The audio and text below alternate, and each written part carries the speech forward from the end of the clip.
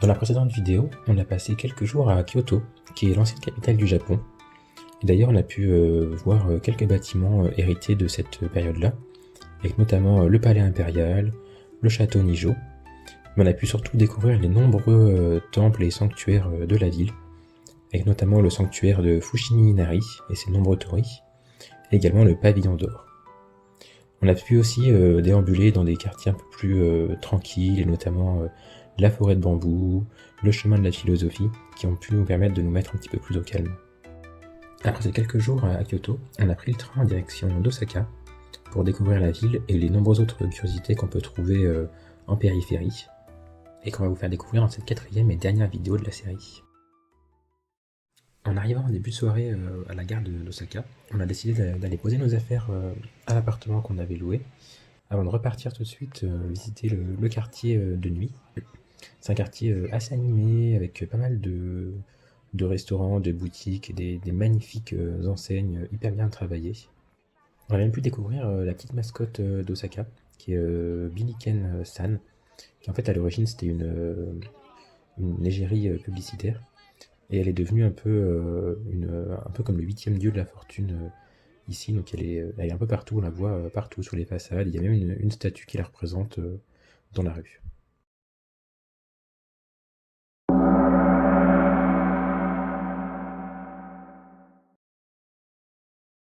En ce matin, levé aux aurores à 5 heures, se rendre à Nara, au parc de Nara, qui est connu en fait pour avoir plein de biches dans tout le parc pour pouvoir approcher Nara. Juste derrière d'ailleurs. Là. Il y en a partout, donc on va aller voir ça. Le parc de Nara est situé dans l'ancienne capitale du Japon, donc Nara, aux alentours de l'an 800, donc bien avant Kyoto et Tokyo. Et ce parc, c'est un des lieux les plus emblématiques du pays. En fait, il a été créé en 1880 et il s'étend sur environ 660 hectares au pied des montagnes à l'ouest d'Osaka. Mais ce qui le rend vraiment unique et très très connu, c'est en fait les centaines et centaines de daims en liberté. On en compte 1200, il me semble. Et en fait, ils vivent ici et ils se déplacent librement parmi tous les visiteurs. Donc bon, ils sont quand même pas mal attirés par la nourriture, mais on peut quand même les approcher assez facilement, même si on n'a rien à leur donner. Et en fait, dans la culture japonaise, ils sont considérés comme des messagers sacrés des dieux. Donc c'est pour ça qu'ils sont protégés ici. Dans le parc, on trouve pas mal de sanctuaires et temples, et notamment le sanctuaire Kasuga Taisha, qui est connu pour ses milliers de lanternes en pierre et en bronze, notamment avec cette salle qu'on a pu visiter complètement dans le noir, avec toutes les lanternes illuminées. C'était vraiment magnifique. On a vraiment eu la chance de visiter le parc sans personne, en venant très très tôt le matin. Donc si jamais vous voulez venir à Nara, n'hésitez pas à faire pareil parce qu'il y a vraiment une atmosphère particulière quand il n'y a personne et qu'on est les seuls à découvrir ce parc.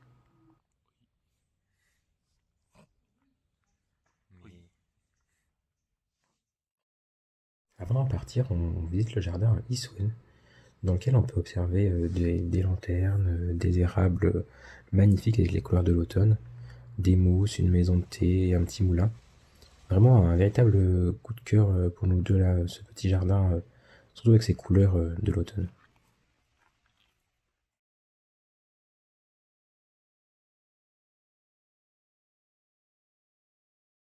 On est retourné à Osaka pour voir le château d'Osaka justement. On arrive, on a le parc qui est devant nous. On va aller faire le tour. Vous pouvez voir qu'il y a toujours des gens qui coupent en permanence les arbres. Vous voyez toujours 20 jardiniers tout le temps. C'est vrai. Ce château, il est très connu, c'est un des monuments les plus célèbres au Japon, et il est situé au centre-ville d'Osaka, sur une île justement entourée de douves et d'immenses murs défensifs. À la base, il date de la fin du XVIe siècle, mais bon, comme beaucoup de monuments là-bas, il a été incendié, bombardé, reconstruit plusieurs fois. Et donc la version qu'on voit aujourd'hui, elle date de la fin du XXe siècle. Sur le chemin du retour, on fait un petit crochet par le temple bouddhiste Shitennoji, qui est un temple beaucoup plus minéral que ceux qu'on a pu voir jusqu'ici, mais quand même une magnifique pagode en son sein. Puis on passe la soirée à nous promener dans le quartier de d'Otombori, qui est un quartier très animé, qui rappelle un peu ceux qu'on a pu visiter à Tokyo.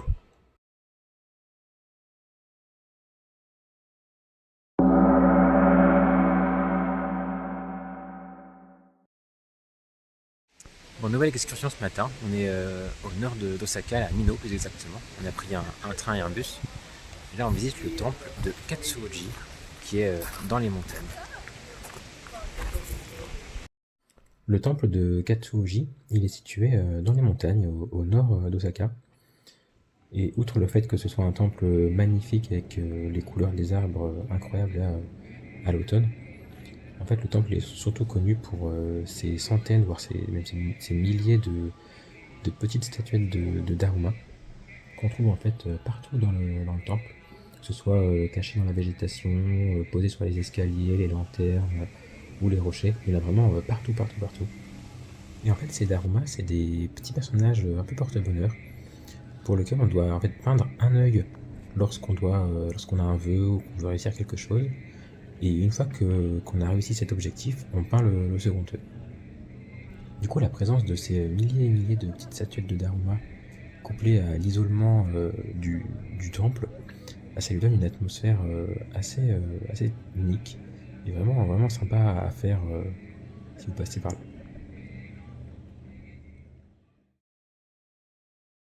Pour repartir du temple, on décide de prendre la route à pied cette fois-ci, parce que justement la route elle serpente dans toute la vallée, et les couleurs des arbres sont vraiment magnifiques. Là tous les arbres ont pris les teintes de l'automne avec des rouges, des oranges, donc c'est vraiment super joli. Et à mi-chemin, on s'arrête à la cascade de Mino, qui est haute de 33 mètres de haut, qui est assez sympa à voir, qui est un peu cachée dans la vallée, avant de repartir ensuite par un petit chemin qui longe la rivière, jusqu'à la ville de Mino et à la gare, où on doit prendre un train pour notre prochaine destination.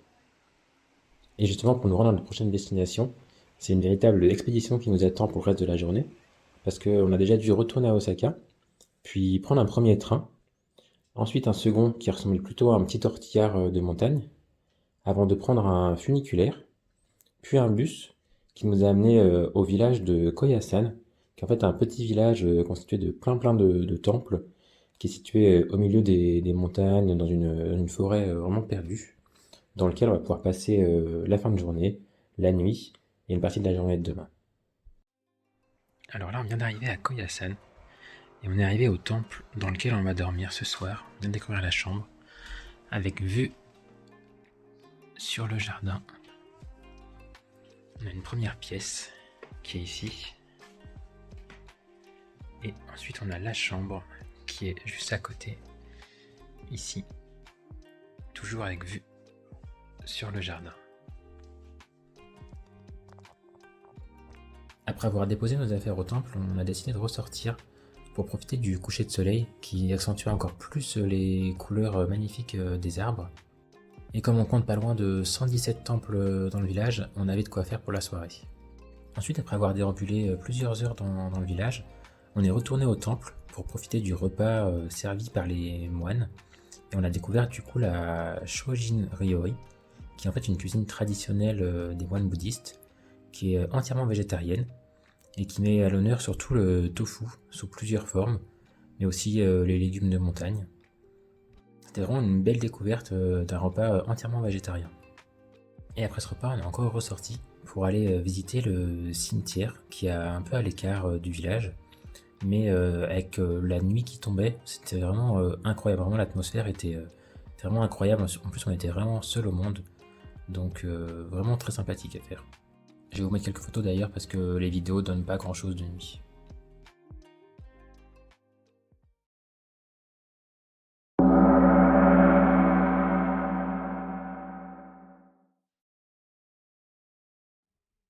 Le lendemain matin, on s'est réveillé assez tôt pour pouvoir assister à la prière et à y participer même à cette cérémonie avec les moines du temple. Donc vraiment super comme expérience.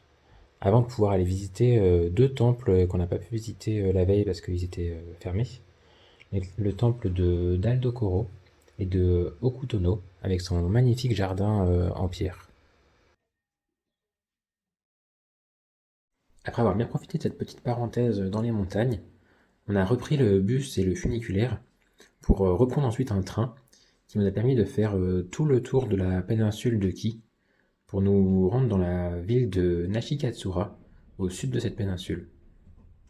Pendant ce voyage, on avait vraiment traversé des paysages magnifiques. On a commencé par des champs et des petits villages au début, avant de rejoindre la côte et de la longer jusqu'à notre destination finale, avec vraiment le coucher de soleil et les roches un peu déchirées, des paysages un peu montagneux et en même temps assez tournés vers la mer. C'était vraiment incroyable comme trajet.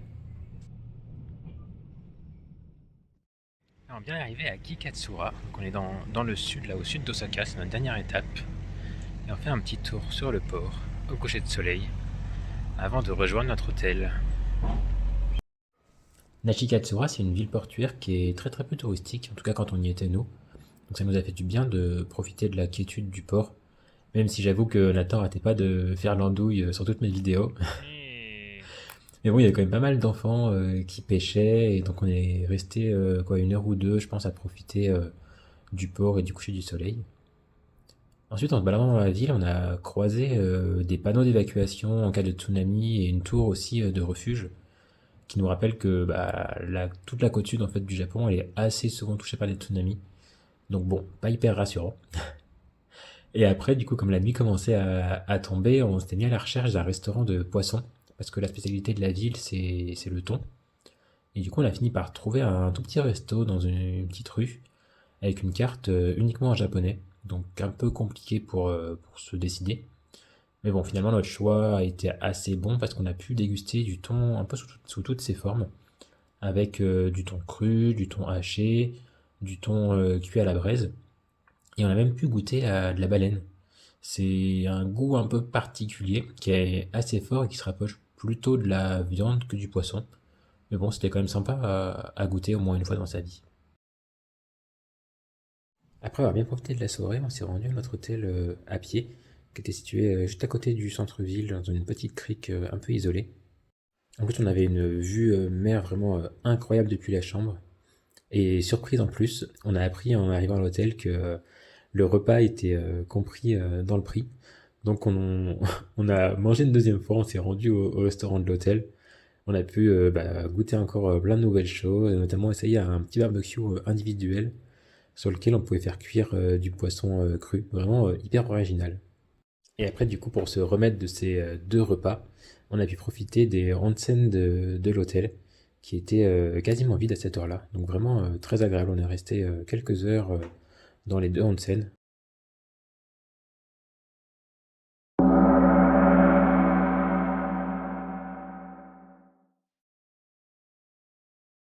Toujours à Nashi, on a pris un bon petit déjeuner là à l'hôtel. Avant de partir, on a pris un bus pour nous emmener au pied d'un petit chemin de randonnée pour aller voir en fait les cascades de Nashi. Donc c'est un lieu de pèlerinage qu'on est en train de faire. Il y a 1 heure de marche pour arriver aux cascades. L'objectif de cette petite rando, c'est d'atteindre le sanctuaire de Nashi Taisha, qui est un des sanctuaires les plus sacrés du Japon. Et du coup, pour y accéder, on emprunte une partie du Kumano Kodo, qui est un ancien chemin de pèlerinage qui traverse une magnifique forêt de bambous et de cèdres centenaires. D'ailleurs, ce chemin est vieux de plusieurs siècles. Il était déjà emprunté au 5e siècle. Et on y croise encore pas mal de pèlerins en tenue traditionnelle. Ensuite, arrivé là-haut, la récompense, elle est vraiment immense parce que la vue sur les montagnes et l'océan au loin, elle est vraiment magnifique. Vraiment, ça vaut le coup de faire quelques petits efforts. Et après avoir visité les deux petits temples qu'on peut trouver dans ce sanctuaire, on se rend à pied à la cascade de Nashi, avec ses 133 mètres de hauteur. En fait, c'est la plus haute chute d'eau du Japon. Et d'ailleurs, elle était déjà vénérée comme une divinité bien avant la construction du sanctuaire qui date du 4e siècle.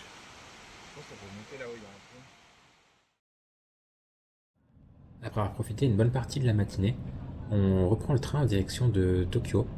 On arrive le soir sous la pluie, donc on se dépêche de regagner notre hôtel. On retrouve les valises qu'on avait envoyées depuis Osaka et on se prépare ensuite à passer notre dernière nuit du séjour.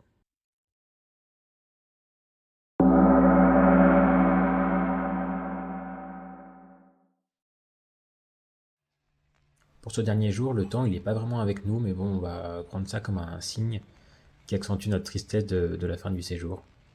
Mais bon, on en profite quand même pour passer voir la fameuse tour de Tokyo, puis aussi pour visiter le jardin Hama-Rikyo, qui est une véritable oasis calme au cœur de Tokyo. Oui, ça existe. Et en fait, il est situé juste à côté du marché aux poissons de Tsukiji qu'on avait fait dans la première vidéo, si vous avez suivi. Et donc, du coup, ce jardin, il a été créé au XVIIe siècle pour les familles des shoguns. Du coup, c'est un jardin qui est assez traditionnel, qui contraste vraiment avec les gratte-ciel qu'on peut apercevoir tout autour. Et en fait, sa particularité, c'est que son grand étang, en fait, il est alimenté directement par l'eau de mer de la baie de Tokyo. Du coup, le niveau de l'eau dans l'étang, il varie au rythme des marées.